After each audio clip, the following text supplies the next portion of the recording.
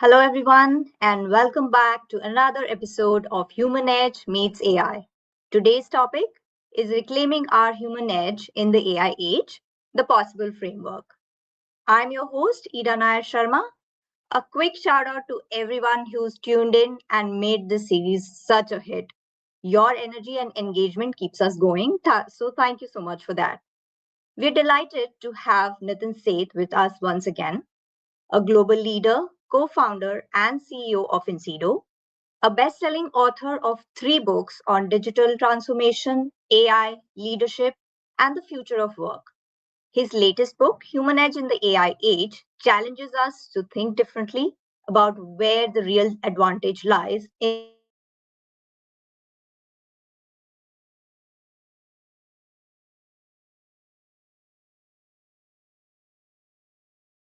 Hi, Nitin, and it's such a pleasure, as usual, to have these conversations. Are we back? Welcome, Nitin.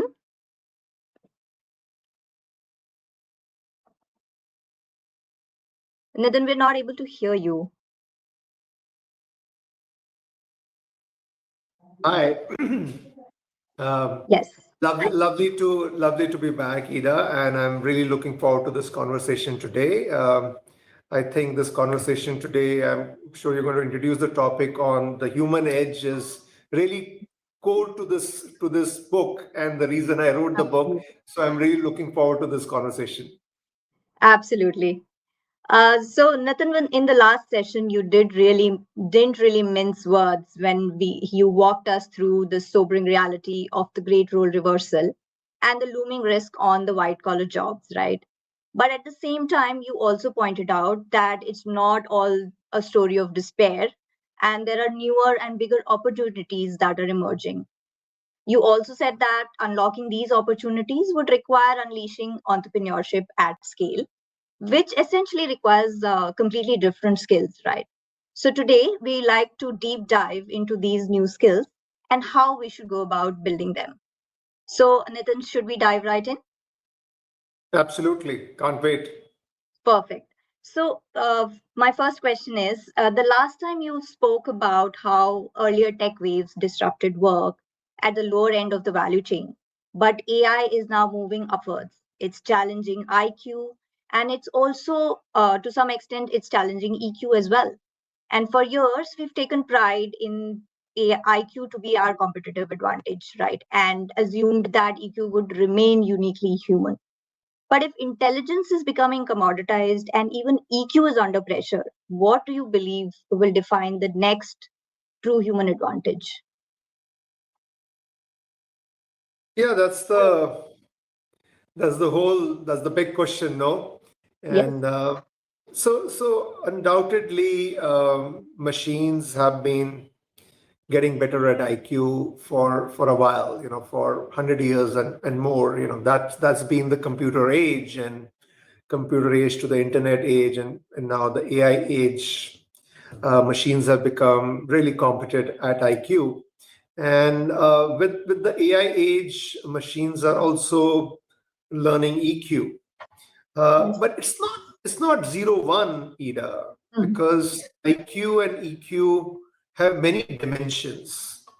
And the way machine intelligence works is that it works in kind of bits and bytes, not kind of technically, but conceptually, that it works in slices. Machines are very good at solving for specific things, Right. whereas humans are very good with something which is broad and integrative. Mhm. So while machines are getting better at IQ and EQ and extremely good at it, but I do believe that as humans, there are still many dimensions and levels of IQ and EQ, which where we are still far superior. And Mhm. and I would say it's about integrative intelligence, which brings together different aspects of physical intelligence. You did not talk about physical intelligence. That's also a form of intelligence. So the Oh, physical intelligence, the intellectual quotient, the emotional quotient, how we bring it together. So I think that's going to be is kind of going to be one concept which I think in coming years is going to become more and more important. The other cue, if I may add, which I feel very strongly about, is spiritual quotient. Okay. As human beings, and when I think about the human quotient, it's not just physical or intellectual or emotional. There is a spiritual quotient as well, which is the unknown, which we have not fully explored. Perhaps our forefathers, over centuries had really explored it, but we have perhaps lost it somewhere. And in some quarters, it is seen to be not consistent with science. I don't agree with that at all. I think that's a very important aspect of who we are as human beings. And I would suggest that as we progress more and more into the AI age, the next dimension, which is spiritual quotient, will become more and more important. Okay, interesting. So, Nathan, you did talk about, I'm really struck by the idea that you talk about in your book, where you say that the new human edge lies between early man and Superman, right? That's a very powerful metaphor. Why do you think there is a need to reignite those core instincts? And what do you mean by expanding our higher consciousness? It's as I reflected on how AI is progressing and what it means for us as humans and what do we need to do. My core realization, Ida, was that there is nothing which is out of syllabus here, actually. That as humans, we have vast potential, and we are only realizing a fraction of that. Some scholars talk about 5 to 20%. My view is that maybe we are working at even at a lower end of that. We have a lot of capabilities, but most of them are dormant. Are not we are not bringing them to bear. But intrinsically they are there. So now let's explore what it means from an AI age perspective. Now, with AI, undoubtedly, world is going to change, industries are going to change, jobs are going to change. Now, that calls for the first thing that is needed is to adapt, isn't it? And is to take a lot of risk. Now, that's what I mean by the pioneering instincts of the early man. The early man had a very uncertain world, so they had to take a lot of risk and they had to constantly adapt. Now, as we progressed into industrialization, that edge, that risk-taking edge, dimmed. We became more and more risk averse, and it's not to say that we are going to go back to caves, Ida, but the world we have constructed over the last 200, 300 years is going to unravel and change in the next 10, 15 years. So we absolutely need that pioneering and risk-taking and that adaptive capability, and which is where I talk about go back to the pioneering instincts of the early man. But that is not enough. We need to compete with machines, where machines are also getting very good at creativity. We need a higher form of intelligence. We need a different dimension of creativity and imagination. Where is that going to come from? Is that going to come only from tools? No, we have to go beyond the tools. And that's going to come from expansion of our consciousness. The psychologists have talked about the small mind and the big mind, that we are typically operating from the small mind, the I, me, myself. How do we expand our consciousness to the big mind?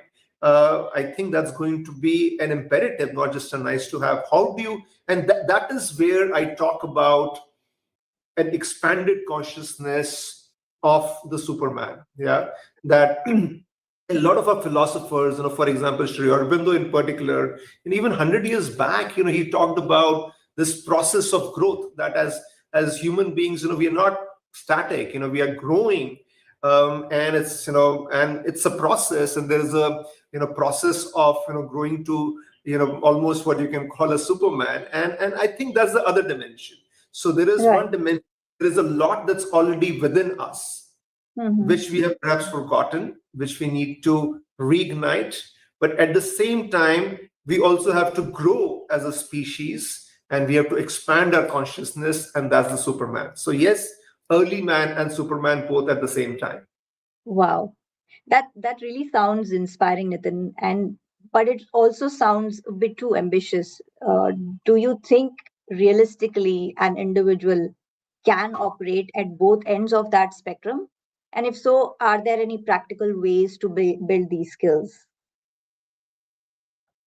Yeah, of course, this is this is of course, there are human beings who do that. When we look at Elon Musk Hmm. or Prime Minister Modi, whether we whether we agree with the politics or not, but if you look at individuals like these, they're clearly operating at a higher level than you and I. That's Maybe, true. maybe you are operating there, but certainly I can talk about myself. There are individuals who are already both at that, their ability to their basic instincts, if I may, of how they think about the environment and how they adapt, and their ability to see things very broadly. Of course there are people who are doing that today. The Hmm. question is that can more of us progress on that path? That's really the question. Okay. True. And that's where the possible framework comes in, Ida. So I've tried to then, because, I always try to link the why, what, and how.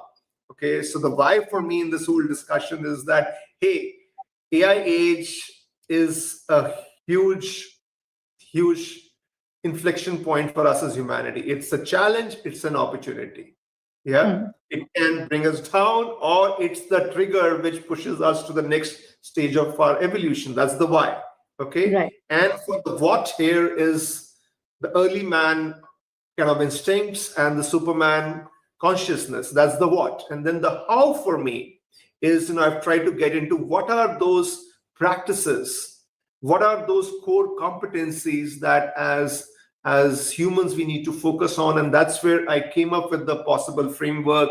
Problem solving, openness to change, spirituality, sports, impact, balance, leadership, entrepreneurship. We can more go into more of into them specifically or broadly as we go into the conversation. But for Yes. me, the possible framework is the how to, Ida, and that's what I strongly believe, that if as humans we are able to work on those 8 dimensions, we will make progress towards that objective of the early man plus Superman.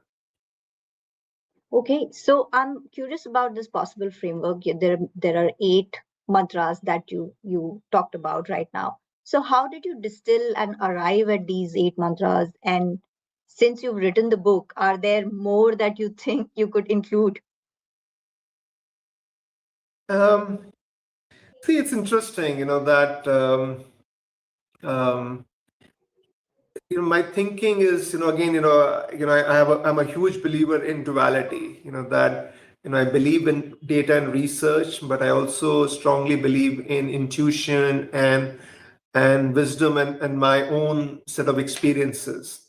So a lot of what we have discussed in the first 3 episodes of this LinkedIn Live and in my book is research based. That what's Right. happening with AI, what will that mean for industries, for jobs, is all based on research, based on hard data.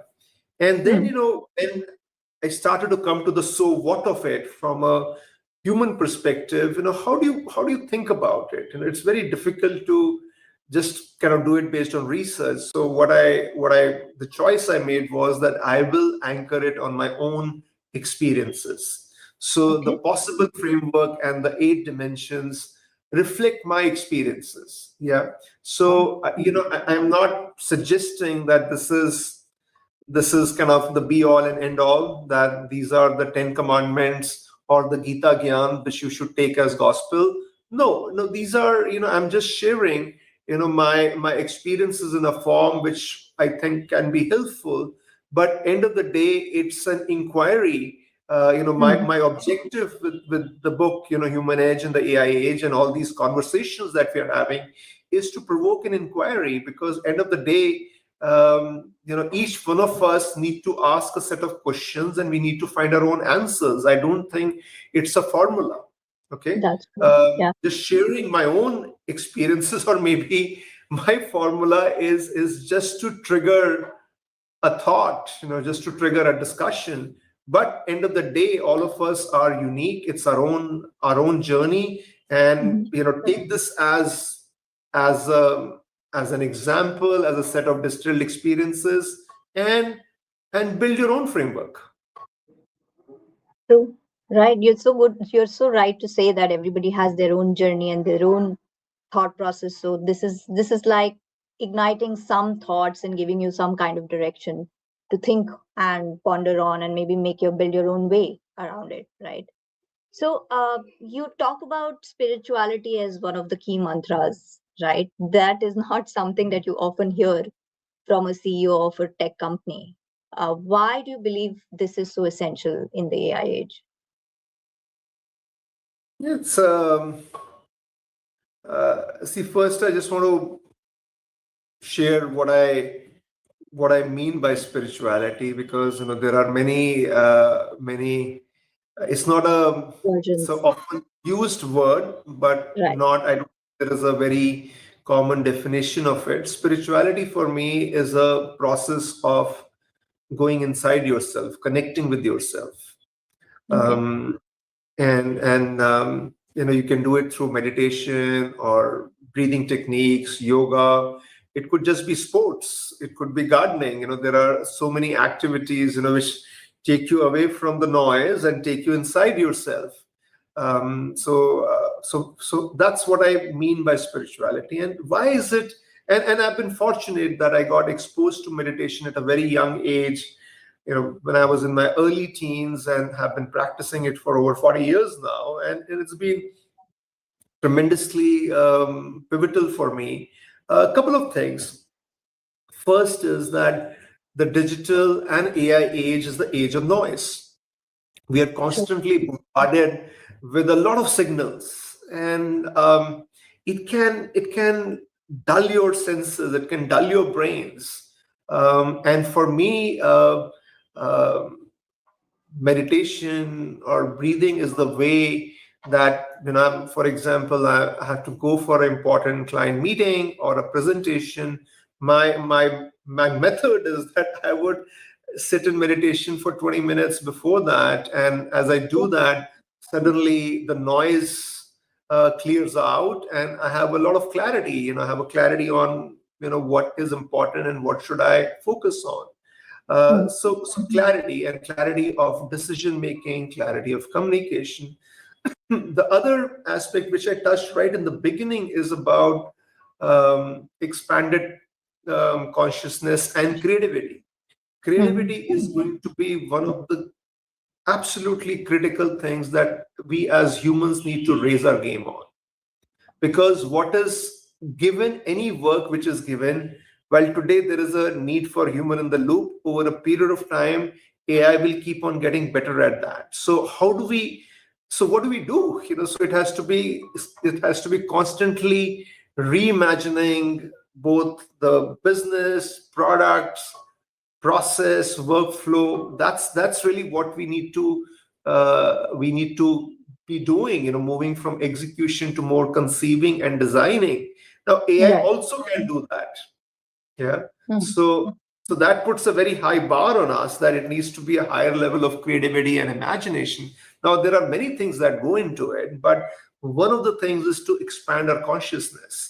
And I believe that the spiritual methods, practices are also a tremendous way of increasing your intuition, of deepening your wisdom, making sure that synapse connections are happening. So both for clarity and creativity, I think at a very practical level, I have personally found spiritual methods to be extremely effective. Awesome. Clarity and creativity. That's awesome. So, is there another mantra besides spirituality which is your personal favorite? And if so, which one is that and why? Um, I think, well, I brought the eight mantras together and from my own life experiences. So it's kind of all of them are very relevant for me. But I think something which is very heartfelt for me, along with spirituality, is sports. Okay. That in my growth, in my journey, sports has been extremely important. And I often talk about how all of us have a leader inside us. We just need that spark. And for me, sports was that. I growing up, I was a really introverted uh, and sickly child, and for me, sports was that. Was what unlocked a lot of energy, Mm. and I think it has stayed. Now, kind of connecting that to the AI age, that in the AI age, it's tough. We are going to, we have talked many times that AI age is not going to be about the safety harbor of a job, but really it has to be really about entrepreneurship. And entrepreneurship is inherently it involves a lot of risk taking. Risk means that you will not have all successes. You will have maybe more failures than successes. That's the nature of the beast. Okay. And so resilience is going to become very important. And what better way than sports to build resilience? Because even if you're Roger Federer or Michael Jordan, you are going to lose. Your win loss ratio is just, your win ratio is like slightly better. Okay. Mm. You lose a lot. You lose a Yeah. lot. True. And that builds the resilience. The other thing is that AI age is a team sport.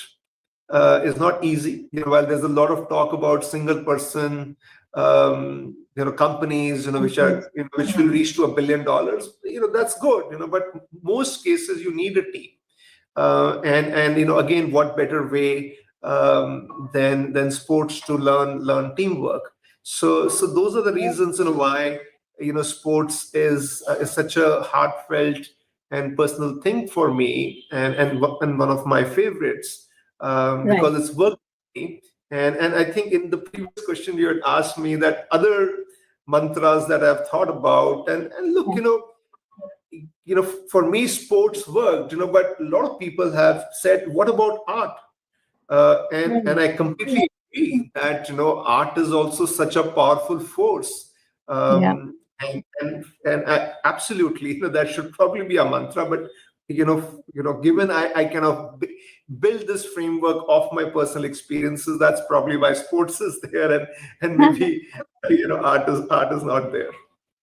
So true. Yeah. Art is one big form of creativity, right? So that does make sense.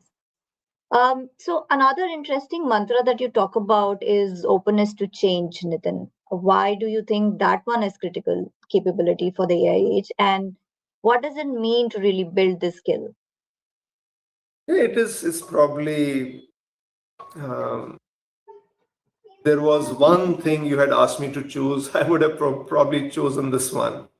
um, because see, in a world where everything is changing, and going to change not incrementally but dramatically over a period of time.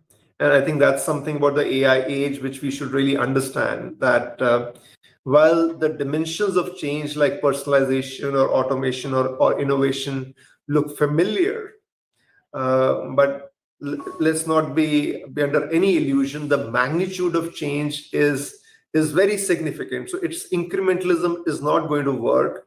And the next 10, 15 years are going to be about dramatic change. Our world will change. I'm just coming from a conversation, and somebody that I admire, he said that, the amount of change that happened with the Industrial Revolution, over the next 20, 30 years with the AI age, we are going to have change which is 10x of that. And that completely resonated with me. This is a huge change. And so the openness to change is a very fundamental aspect. It's easier said than done, because as we have success, we build mental models. From a company perspective, we call it like an operating model. That's the way we work, which we know will give us a certain outcomes. At an individual level, it's our own mental models or whatever. And we have to, the more successful you are, the more hardwired those are. And you have to, in the AI age, you have to really, really challenge and question yourselves. Also in terms of skills. You said, okay, this conversation is about skills. I would say that it's a lot more than skills. Okay, Yeah. skills is an aspect of it, but this is about our entire thought process, our DNA, but skills. If you take skills, with AI age, the half-life of any technical skill is going down. What used to be something that would stay relevant for you for years is now maybe months. So the biggest, perhaps the most important skill in the AI age is the ability to learn and learn effectively, learn quickly, and also to unlearn, so learnability. So yeah, for those reasons, I would call out openness to change as probably the most essential coping mechanism for the AI age. Perfect. So, for those listening and thinking, this all makes sense, but where do I really start? Which mantra would you suggest they begin with, and why? And which one, in your experience, tends to be the toughest to live by? See, I mentioned, Ida, that see, everybody has to find their own path. Okay. Right. I've tried to lay out the why very clearly. I've also tried to lay out the what for how I have suggested a framework. Okay. And look, each one of us may be at different places, what's our gap, what's our strength, and therefore where you need to start from. I think if I were talking about, if you were to focus this question, let's say for students, okay. Or young professionals, I would think that P, problem solving, which is also the first of the 8 timeless mantras, is probably the most foundational. Yeah. Right. And now we can argue that in the AI age, AI is getting extremely good at problem solving. There was one aspect of the problem solving process which was very human, which was problem identification. With LLMs, they're also very good at the initial problem identification. They give you a good start. So is it that, for us as humans, problem solving doesn't matter anymore? I would say absolutely not. Absolutely not. It is still the foundational skill. If we lose our problem solving edge, of course, we have to learn how do we problem solve along with AI. But if as humans we lose a problem solving edge, then it's a real disaster. It's a real disaster. And I think in the AI age, we have to work that much harder to make sure that we are building a structured problem solving fundamentals. And especially for students, I think that's the first skill to there's the first mantra to start with. That's why it's the first mantra of the framework. I think for more mid-career or senior professionals, I think it is openness to change. Because as I said, that with experience, with success, you already build, have a sense of what works, what doesn't work. This is the way things are. I think challenging, a lot of that needs to get challenged, but it's not easy. So I think for more senior folks who are a little more further down in their career journeys, that is perhaps the starting point. Perfect. All right. So with that, let's open it up for questions. We have a question from Tanu. What values must never be outsourced to algorithms?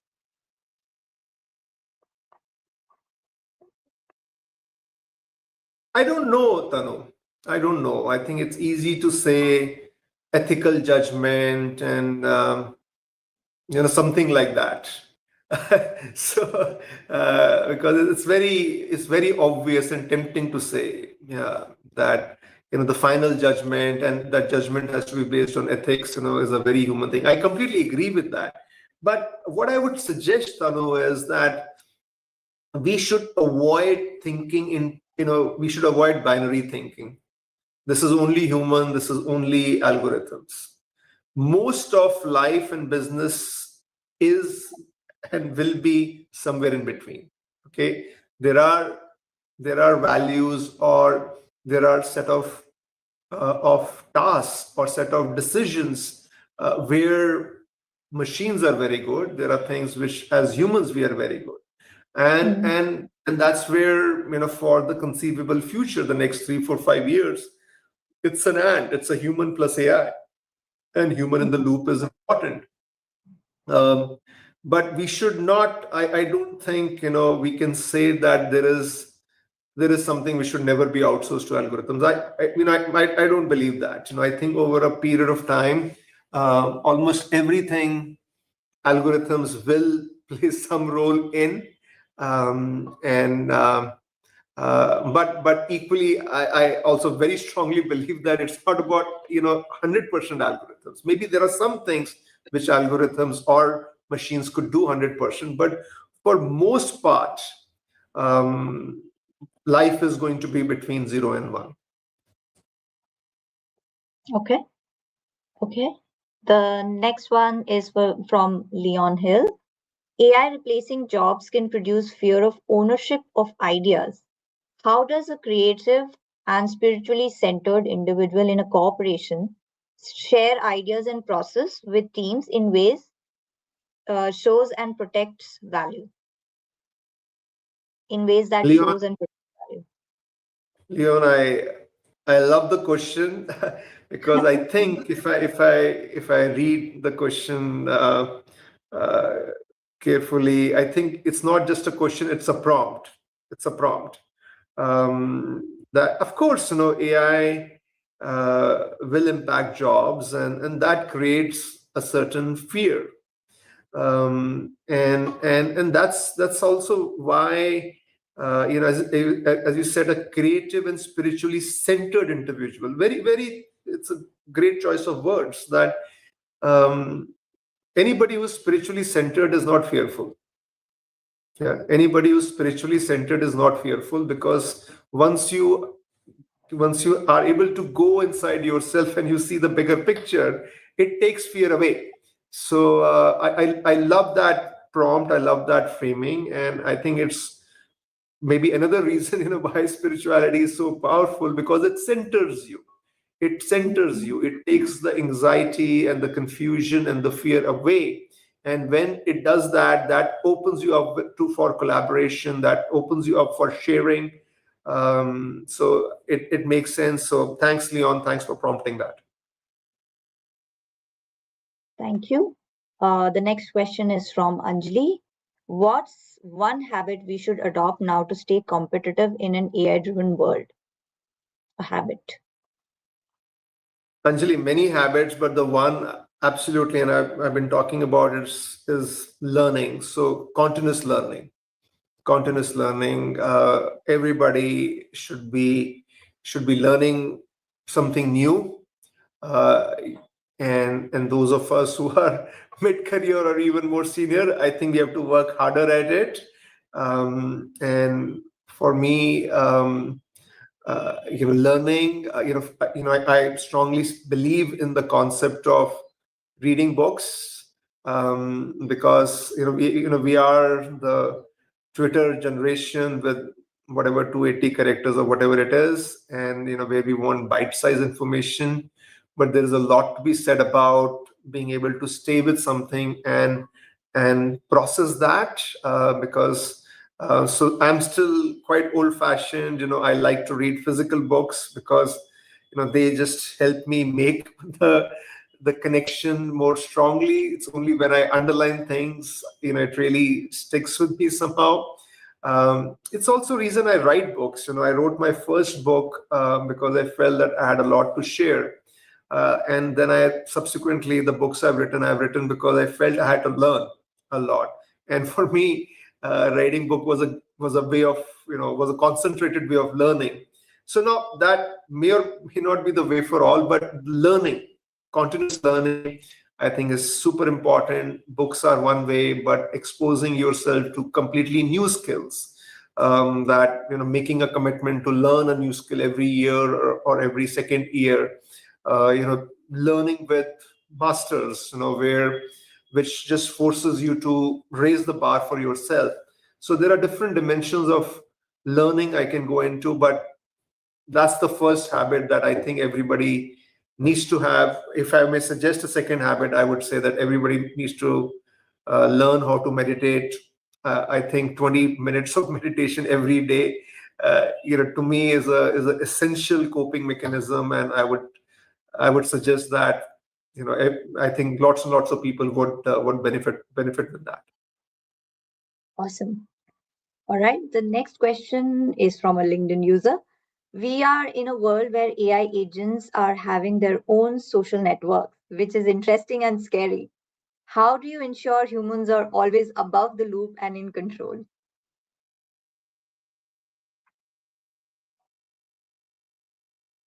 I think it's a tough one. My view is that we will not achieve control just by wishing it and just by designing for it.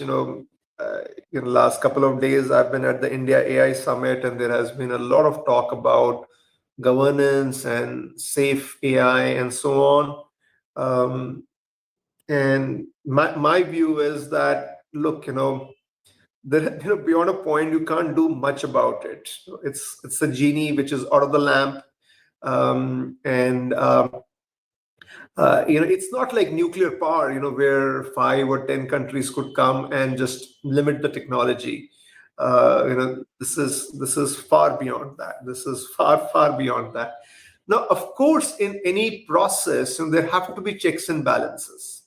Okay, Right. because AI today, most, if you're using LLMs to be the foundation of a workflow, agentic workflow, and to drive decision making, it's not there. Today, a human is needed in the loop for decision making. That's how workflows are being constructed. That is the AI plus human model. But over time, any process or workflow, AI will keep on becoming more competent, and the human role would shrink. Yeah. So, and at some stage, it will become autonomous.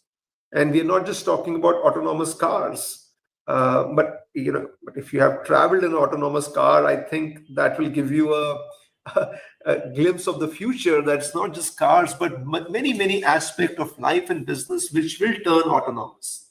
So now, of course, at a design level, there is, it is still a human who is very involved in the design of it, but the execution of it, you reach a red signal and how much you have to slow down and so on and so forth. There is no human involved in that decision making for autonomous car.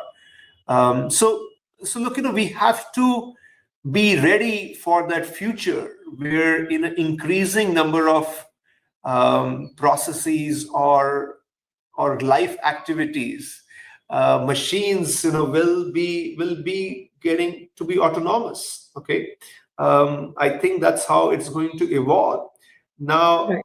So this notion of how do we ensure humans are always above the loop and in control, it's kind of like like a job, or even if you're a parent, you say, okay, give me respect. I'm your boss.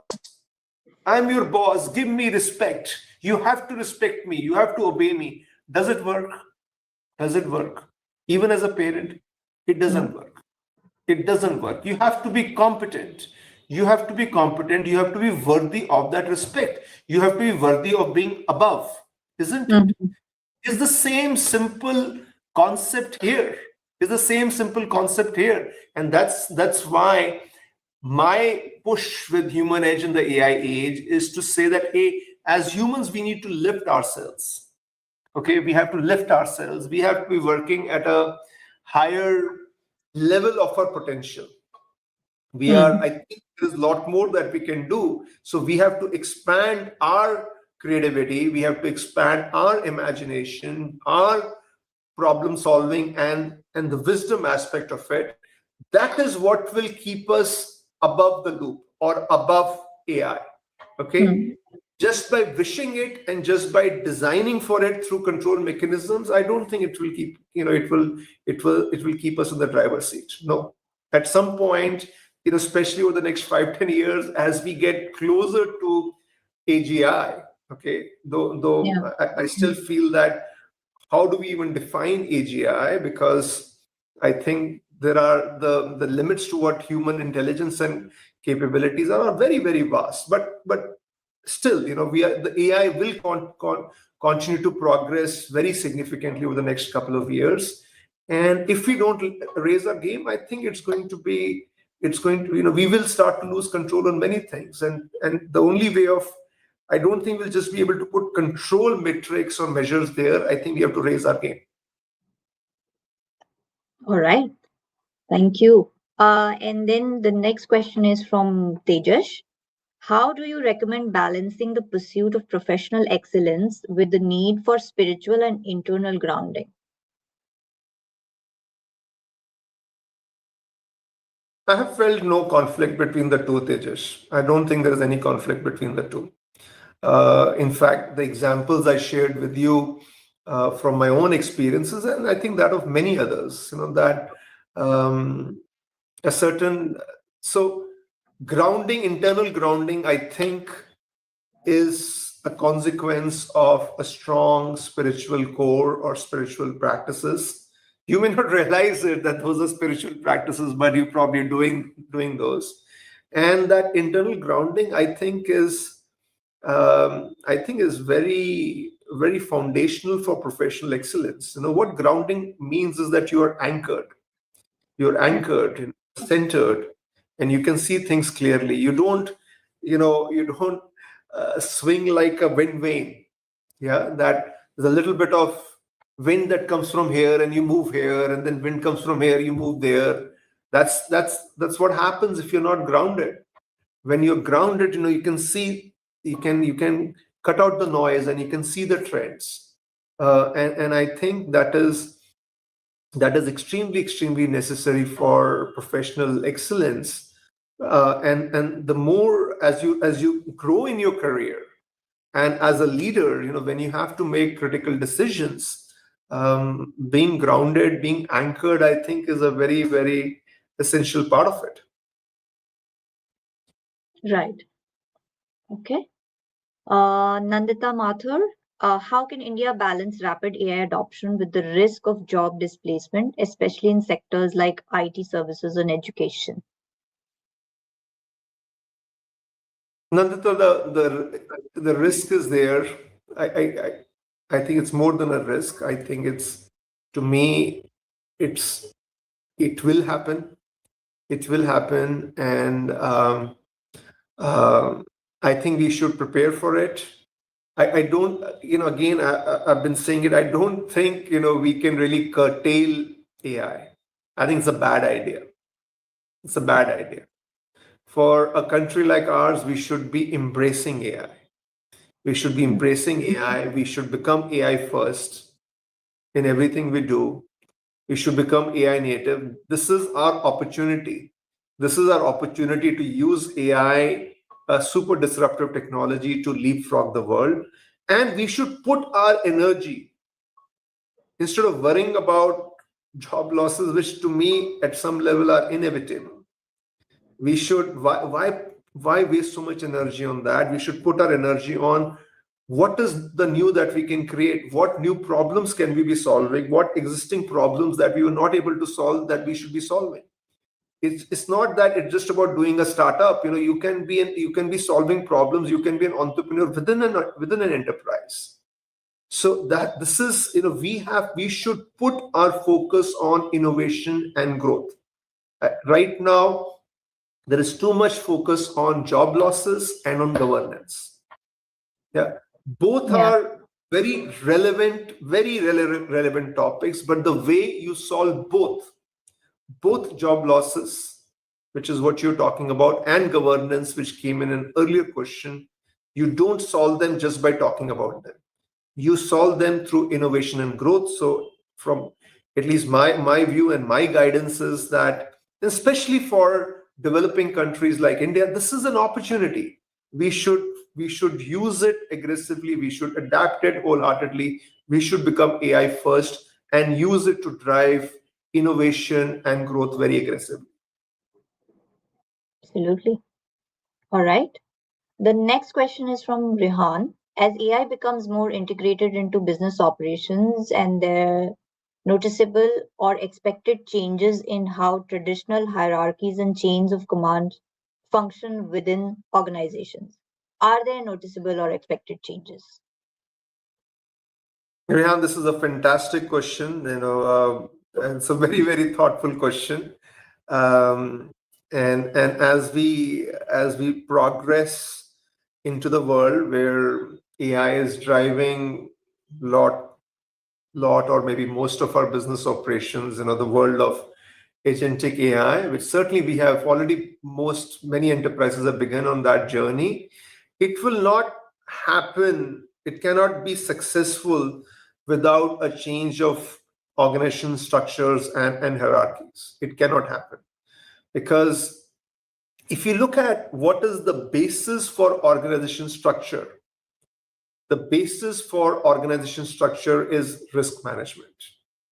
That how do we ensure that we don't do anything wrong?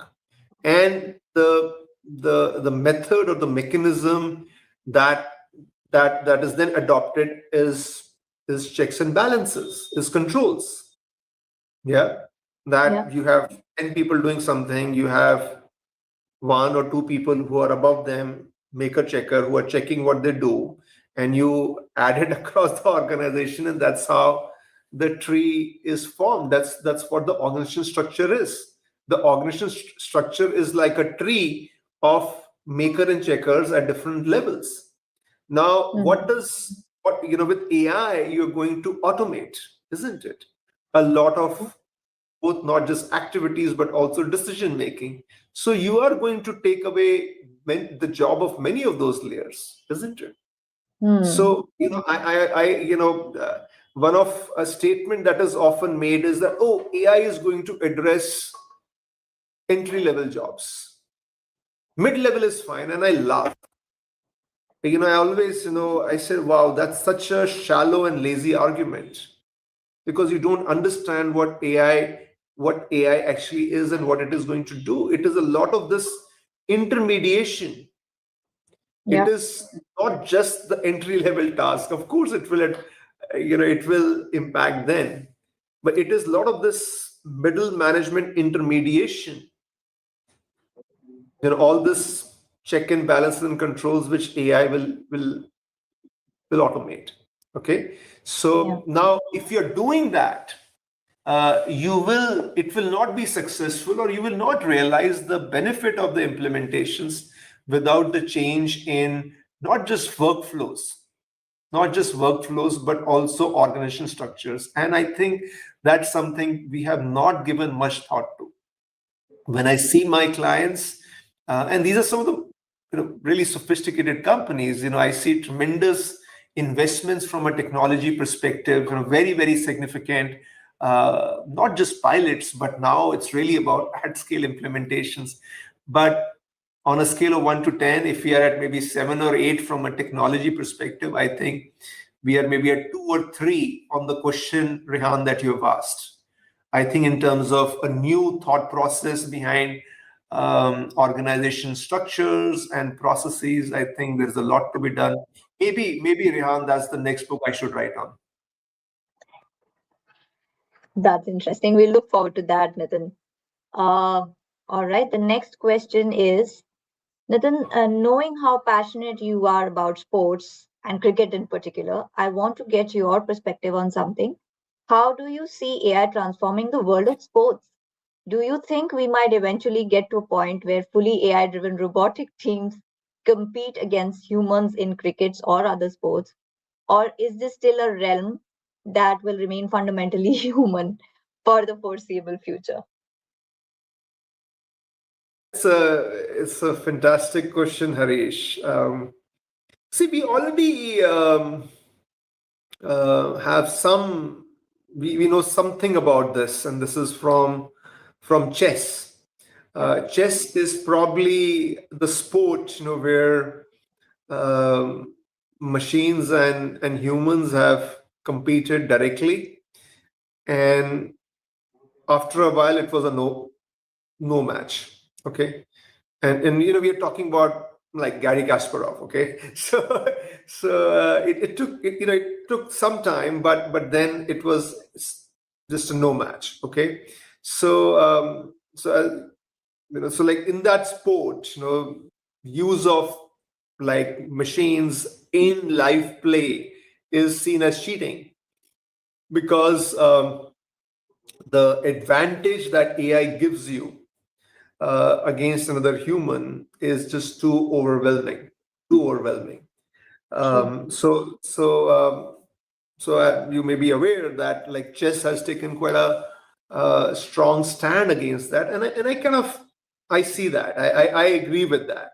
Yeah, that the in most sports, and given where AI is going, and you think about future with robotics, if you start to have like just, and this is on the lighter side, cricket, you also talk about cricket. When Abhishek Sharma from the Indian team was scoring all those sixes against Pakistan in particular, I think one of the ex-cricketers suggested that you should check the bat, maybe there's a chip inside.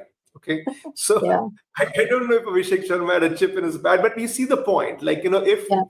as AI and robotics kind of progress, the advantage it can give you is going to be overwhelming. So I kind of see sports going more in the direction of chess, Hmm. um, where it's kind of human to human. Of course, AI being used heavily for preparation, which is simulations and all of that.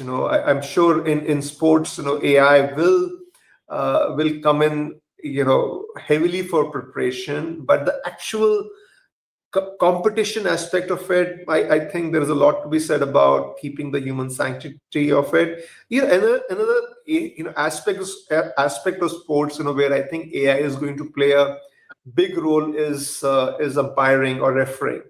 We Yeah. see that in cricket with Hawkeye. We see that in tennis and other sports. Um, I was at the Olympics, year before, and like there seem to be more officials than sports people.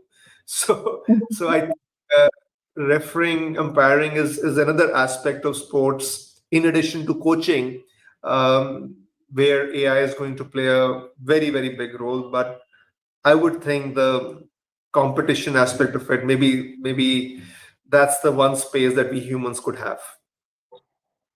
Perfect. All right. Next question from Aravind. Great session, Nitin. With AI placing information at everyone's fingertips, will knowledge based identity diminish for humans? And if so, what replaces it as the marker of mastery?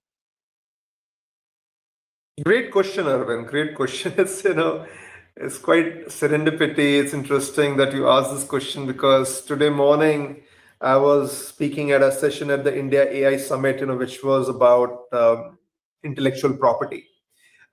So Right. it was a panel with a bunch of lawyers, and um so I had a view which was very different from everybody else's view, which was, and my view was that, look, with AI age, there is a